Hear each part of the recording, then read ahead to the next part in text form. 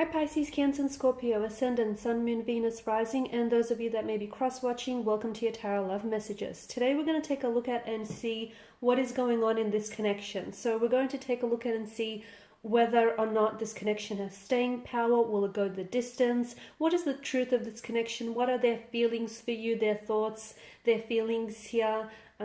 Exactly what's going on. What is it that you need to know here? There is going to be a part 2 to this reading, which is going to be made available via the extension link below, and part 2 is going to explore the messages in a lot more detail here.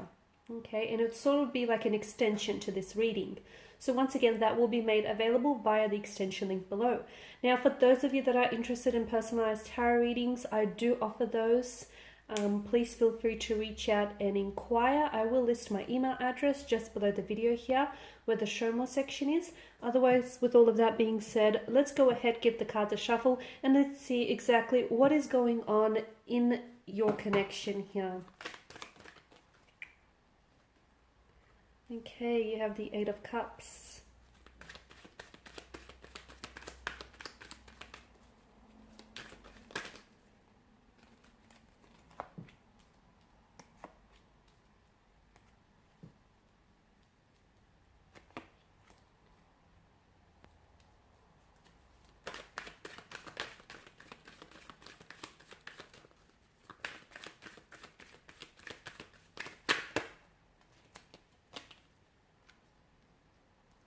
Wow, so it appears like there is a lot that's going on, so much so that it can seem very confusing and it can be really hard for you to sort of sort out through these feelings and through exactly what is it that's happening in this connection, and where, more importantly, where is this all going here. Now, you do have the moon, and it's made an appearance in your reading twice here, which I believe is no coincidence.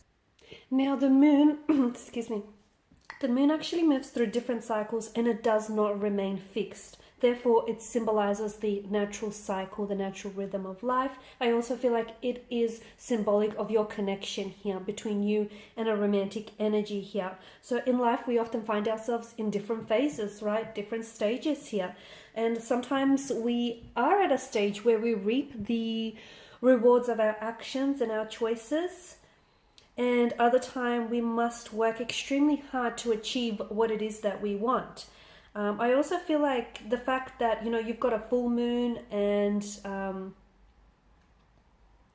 a new moon or a crescent moon here. I feel like this is also significant here as well, because I feel like it's giving us more an insight into these into the energies here and into the emotions that are involved in this connection here. I feel like the full moon here, you've got the full moon, but it kind of is illuminating, I guess. It's illuminating the whole moon, but as well as the sun. And it appears to be this really big, bright circle in the sky here. And this is, I feel like, is the full moon here in particular, I honestly feel like is sort of like associated with setting the intentions and releasing things that do not serve you in the connection here. Okay, whereas you've got the crescent moon,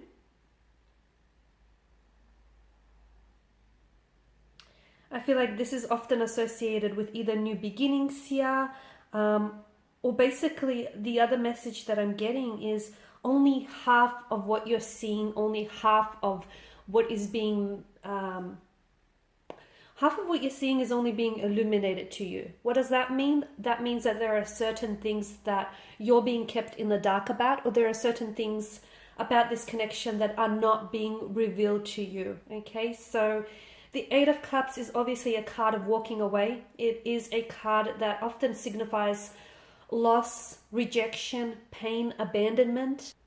It can actually signify that, you know, your romantic energy here is maybe walking away from the connection or distancing themselves, whether emotionally or physically pulling themselves away. But of course, it could also represent that someone here in this connection does have abandonment or rejection issues, okay? So they have a hard time. They may have a very anxious attachment style. They may have suffered a lot of rejection and abandonment in their earlier childhood or adulthood life here. Because in the, I mean, there's a lot to sort of there's a lot to take in about this image. We see a cloaked figure who takes off to a barren land. Behind him, he's leaving behind 8 cups, 8 chalices here. And I guess the narrative here is he's spent so much time collecting these chalices, right? He's spent so much time trying to seek out a happier purpose, or a higher purpose, I guess, that this sort of activity resulted in unhappiness or resulted in boredom, and it feels like whatever he is looking for is not on this side of the mountain, okay?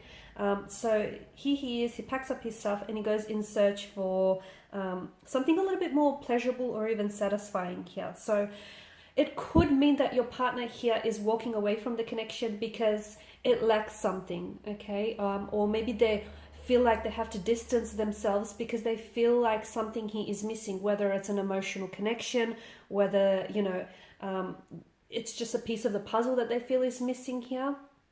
8 of Cups could also signify a time for transition and a time for change. And of course, you then have the Tower. You've also got the Magician and the Hierophant. I mean, you've got a lot of major arcana cards here, which tells me that this relationship here, it feels like it's going to be a very special and a very significant relationship, because it's really going to contribute to your personal growth as an energy, as an individual here, okay? And I am getting that this relationship here is going to be very transformative.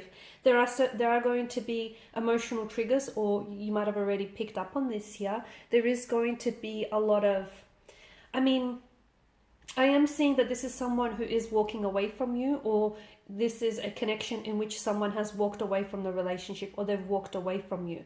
But there's clearly, it could have been someone that may have ghosted you, or someone that may have ended things abruptly, because to me, the moon also signifies a need for closure, okay? This is someone whom you haven't necessarily moved on from entirely. And I feel like energetically, the two of you are still very much connected here. Perhaps, to me, I feel like someone here has walked away or is distancing themselves, and this is in an effort to transform themselves, okay? Sometimes, just like a caterpillar has to die before transforming into this big, beautiful butterfly, we all need to transform ourselves in our lives from time to time. Not doing so means that we're stagnated here and we're not growing here, right? So someone here may be dissatisfied. I feel like someone is dissatisfied with their current situation, and this is why they're pulling away here. It may not have a lot to do with you. So if you're actually experiencing a situation in which your romantic energy is pulling themselves away from you, or is distancing themselves away from you, it may not have a lot to do with you. I get it that someone's actions or someone's behavior and the choices that are making do bring on some emotional trauma or emotional triggers. I'm not sure if that lies with you or that lies with them, but I feel like someone here is coming to a realization here that what they're experiencing feels a little exhausting, and it feels like someone here is at a point or a recognition in their life where they feel like what they have in front of them isn't all that satisfying or is not all that emotionally fulfilling. And I don't know if it's your energy here. I'm not going to ignore the fact that you've got the moon and you've got the magician here. The magician is a manipulator. He's a skilled manipulator with that. And as with every tarot card, there is a shadow side to each card, like in their aspect, right? The magician here, to me, it feels like this is someone who's able to think his or her way out of complex situations, come up with solutions that may be unimaginable here, or someone who's going to find a creative way to motivate him or herself out of a situation here, okay? I also feel like the magician is a type of energy where he can be very manipulative, whether it's in a good way or whether it's in a bad way here. You've also got the moon, and of course, because of the imagery in the card, there's such a strong sense of duality that it offers a very similar aspect to the imagery. I mean, you've got the moon that engulfs the sun, or the sun engulfing the moon here. You've got the wild dog, the tame dog. So it can be really hard. I feel like with regards to your connection here, I'm seeing that someone is having a really hard time deciphering the truth from a false narrative, okay? I am seeing that there is deception. I am seeing that there is walking away from a relationship, walking away from a connection, emotional triggers here. I'm seeing a lack of closure as well to a connection here, okay? in a sense, someone feels a little bit undermined here. They feel a little bit hopeless, or someone is feeling a little bit worthless without someone else. The Magician is very powerful, but I also feel like he's very manipulative here. Okay, so it may not necessarily be speaking to the person directly. Okay, it could mean, for some of you, it could mean that the relationship in which you are involved in is one that isn't necessarily built on a foundation of truth.